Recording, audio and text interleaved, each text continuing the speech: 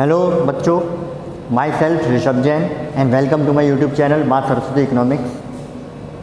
हमने बेटा previous videos में हमने डिस्कस कर लिया था एक इम्पॉर्टेंट टॉपिक फर्स्ट चैप्टर का, जिसका नाम था domestic and economic territory of a country.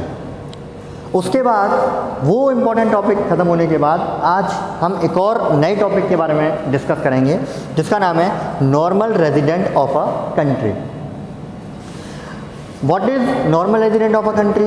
The normal resident of a country means a person who is ordinarily resides in a country for more than 1 year and whose center of economic interest also lies in that country.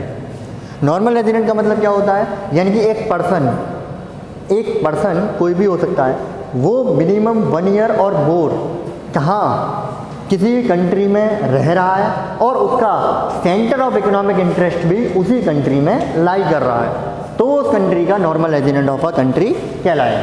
तो उस country का normal resident कहलाएगा। ठीक है। अच्छा, मैंने definition में 2 चीज़ बताई। Country with ordinary resides in a country for more than 1 year and whose centre of economic interest is also lies in that country. तो हम बात करेंगे इकोनॉमिक इंटरेस्ट कौन सा लाई करता है। ठीक है। तो इकोनॉमिक इंटरेस्ट 2 तरह का इकोनॉमिक इंटरेस्ट लाई होना चाहिए। पहला, the resident is located with in the country. पहला तो ये कि वो जो पर्सन है वो उसी कंट्री का में जो रेजिडेंट है उसी कंट्री में क्या करना चाहिए, लोकेट करना चाहिए। दूसरा, resident carries out basic economic activities from that location. अच्छा, इकोनॉमिक एक्टिविटीज़ हम जानते हैं कौन सी economic activities, earning, spending and accumulation. यानी कि वो पर्सन उसी कंट्री में अर्निंग भी करना चाहिए उसके, वो स्पेंड भी कर रहा है उसी कंट्री में, और एक्यूमुलेट यानी कि इकट्ठा भी वहीं कर रहा है, यानी कि धन का एक्यूमुलेशन भी वहीं कर रहा है। तो सारी की सारी इकोनॉमिक एक्टिविटीज़ भी उसी कंट्री में फॉलो हो रही हैं और इसके साथ साथ वो पर्सन भी उसी कंट्री में लोकेट कर रहा है। तो इट मीन्स उसका अल्टीमेटली इकोनॉमिक इंटरेस्ट उसी कंट्री में फॉल कर रहा है, so he will be called the normal resident of that country. ठीक है। अब एक यहाँ पे बेटा एक नोट मैंने लिखा है, इंपॉर्टेंट नोट है। International organisation just such as WHO means World Health Organization, IMF it means International Monetary Fund, World Bank means जो है उसका एक अल्टरनेटिव नेम भी जो प्रीवियस था वो था International Bank for Reconstruction and Development, in short we can say IBRD। तो international organisation such as WHO, IMF, World Bank does not come under the normal resident. ध्यान रखना कि ये जितने भी इंटरनेशनल ऑर्गेनाइजेशंस हैं ये नॉर्मल रेजिडेंट में नहीं आते। If a person is working in these organisations he will be called the non resident of a country from which he actually belongs. ध्यान रखना, इन ऑर्गेनाइजेशंस के अंदर अगर कोई भी व्यक्ति काम कर रहा है तो उस कंट्री का नॉर्मल अपनी जिस कंट्री से वो बिलोंग करता है वो उस कंट्री का क्या बोला जाएगा, वो नॉन रेजिडेंट बोला जाएगा। ठीक है, समझ में आ गया। और ध्यान रखना कि ये जितने भी ऑर्गेनाइजेशन हैं ये नॉर्मल रेजिडेंट के अंडर नहीं आते, ठीक है ना।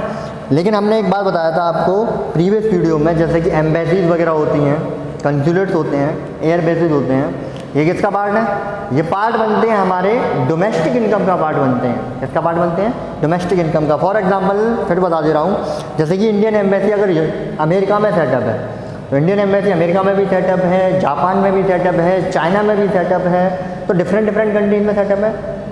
तो वो पार्ट किसका है, वो डोमेस्टिक इनकम का पार्ट है इंडिया की, ना कि वहाँ पर जहाँ पर वो एस्टेब्लिश्ड है। ठीक है। वैसे ही अगर हम बात करें कि वहाँ की अगर कोई एम्बेसी है वो इंडिया में सेटअप है, चाइना की हो सकती है, जापान की, अमेरिका की, जिसकी भी है, तो यहाँ पर भले ही वो सेटअप है लेकिन वो पार्ट किसका है, वहाँ की डोमेस्टिक टेरिटरी का पार्ट है, ना कि यहाँ की डोमेस्टिक टेरिटरी का। तो ये अब आपको आई होप ये समझ में आ गया होगा normal resident of a country. अच्छा, यहाँ पे एक और बात तो अंडरस्टैंडिंग वाली है, मैंने यहाँ पे मेंशन नहीं किया है, वो आ जाता है कभी कभार सिटीज़न और रेजिडेंट। कौन सिटीज़न होगा, कौन नॉन रेजिडेंट, NRI क्या होता है, सिटीजनशिप क्या होती है, तो इस बारे में कई बार डिस्कशन के लिए पूछ लिया था बेसिकली। तो देखो सिटीज़न क्या होता है, सिटीज़न एक हिंदी में बोलते हैं सिटीज़न को नागरिक, और सिटीज़नशिप नागरिकता। आप इस इंडिया में आपका बर्थ हुआ है तो आप इस कंट्री के क्या हैं, सिटीज़न हैं, तो नागरिक हैं, क्योंकि आपका इस कंट्री में ही क्या हुआ है, जन्म हुआ है। लेकिन आप रेजिडेंट किसी और के बन सकते हैं। रेजिडेंट क्या बन सकते हैं, नॉर्मल रेजिडेंट बताया, आप किसी और के कंट्री के भी बन सकते हैं। सिटीजनशिप और normal resident of a country में अंतर होता है। जैसे सिटीज़न होगा तो उसे कई सारे उस कंट्री के राइट्स मिलेंगे, जैसे कि अगर इंडिया की बात करें तो उसे वोटिंग राइट्स मिलेगा, यानी कि वोट देने का अधिकार। और उसके साथ साथ आप यहाँ पर जो बेसिक जो हमारी आइडेंटिटीज़ हैं, जैसे कि Aadhaar card, PAN card, voter ID card, ये आप इशू करवा सकते हैं। लेकिन अगर रेजिडेंट वो ऐसा नहीं कर सकता। ठीक है, अब हम बात करेंगे नेक्स्ट वीडियो में। आई होप कि आपको टॉपिक अच्छी तरह अंडरस्टैंड हो गया होगा। ओके।